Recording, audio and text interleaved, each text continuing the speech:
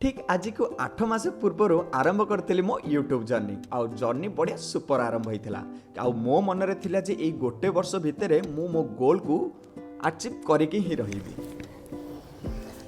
जय जगन्नाथ फ्रेंड, मु श्रवण आपण देखुचंदी कुमार श्रवण ब्लॉग। फ्रेंड आज होची डे 1 आउ काली जोटा आपण देखितले सेटा थिला डे 0। फ्रेंड आज मु बहुत खुशी कौन पाई ना आज मु जोटा भाबितली डे 0 रे जे मु डे 1 रो फास्ट प्रायोरिटी मोर रहिबो मु सकाळु केमती उठिबी आ ठीक टाइम रे आ मते उठिया को कोनोसी जिंसर सहाय्य रहिबनी जेमती अलार्म कोनोसी पर्सन घरे कोनोसी जिंसर सहाय्य न नै कि मु डे 1 रे प्रथमे ठीक टाइम रे उठिची।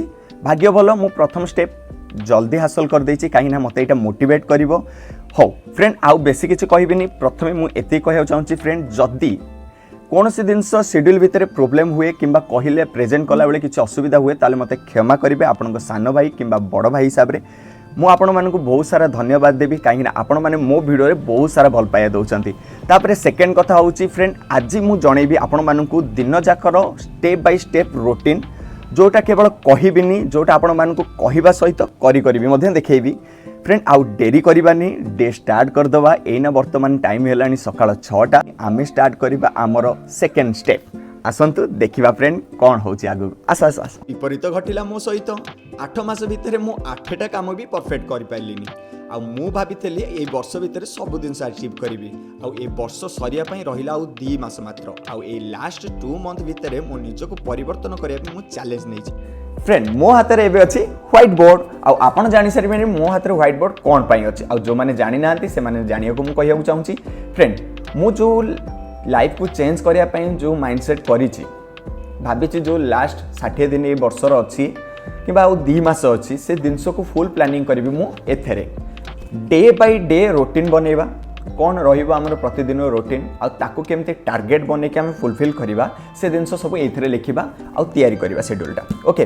किंतु कौन किंतु होची रूटीन बनेबा आगरु गोटे माइंडसेट दरकार जोटा मो पाखरे नाही। मो बहुत रिसर्च कला पर जानिली जे मो कोठी भूल करूथली से दिनस को मु आपण मानन को कहिबा को चाहूची। मु केवल आपण मानन को कहिया चाहूची, मो निजको भी कहिया को चाहूची जे श्रवण तू ए जिनस भूल करूथलु जहाँ फल तू कंटिन्यू कौन से जिनस नहीं पार नथिलु तू से जिनस माइंडसेट निज मुंडरे पूरा एक्चुअली सब जिनस ठीक हो जिवो।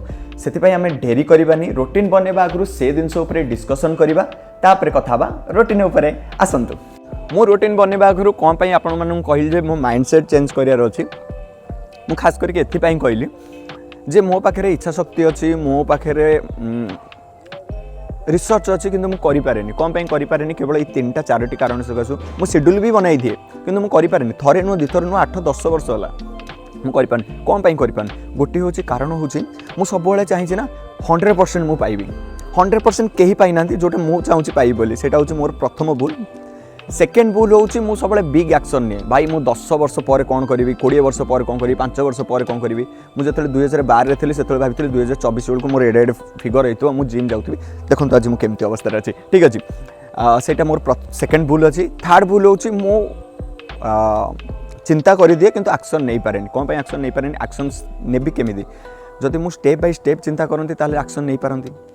देखो रिसर्च कर मुझे गोटे जिनस चाहिए ये जिनस करी तापर पूरा भावे रिसर्च करे पूरा 2-3 धाड़ी 500 पद 10 फर्द जो करे से मो माइंड पूरा परिवर्तन से मुझे किसी बुझीपारे स्टेप बाय स्टेप सीना बुझी गोटे दिन जो गोटे पिला चाहिए मु डॉक्टर पाठ सबुदिन गोटे दिन पढ़देवी कौन हम सी पूरा छाड़देव बहीपत्र सेमती डिटो मुझे बड़ भूल कै सेटा हूँ थर्ड जिनस। फोर्थ जिनस हूँ मु भावुली ना मु सबु जिनसर परिपूर्ण हेबी माने मो भीतर सब गुण टिके टिके रहा दरकार सेटा हूँ सबुठु बड़ भूल। मु भावुली मु निजको बतक बनैबी एक्चुअली बतकर वैल्यू किसी ना एटी जदि वैल्यू अच्छी जनकर सी हूँ घोड़ार कौन पाई घोड़ा पाखे गोटे स्किल थाए बहुत जोरे दौड़ी से इन्वेस्ट भी करा जाए आताको बहुत भलरे भी पालन करा जाए किंतु बतक चेष्टा करे जे मु पहरी पारिबी चली भी पारिबी उड़ी भी पारिबी से पाखे गोटे प्रकार स्किल न थाए 4 प्रकार स्किल थाए से अभिज्ञता न ताको वैल्यू न थाए सेमती डिटो केमिति पानी जदि आपण खेलिकी रही ना तार किसी वैल्यू ना जदि सी गोटे पॉइंट रे गड़ब से लास्ट को चिरी भी दब डायमंड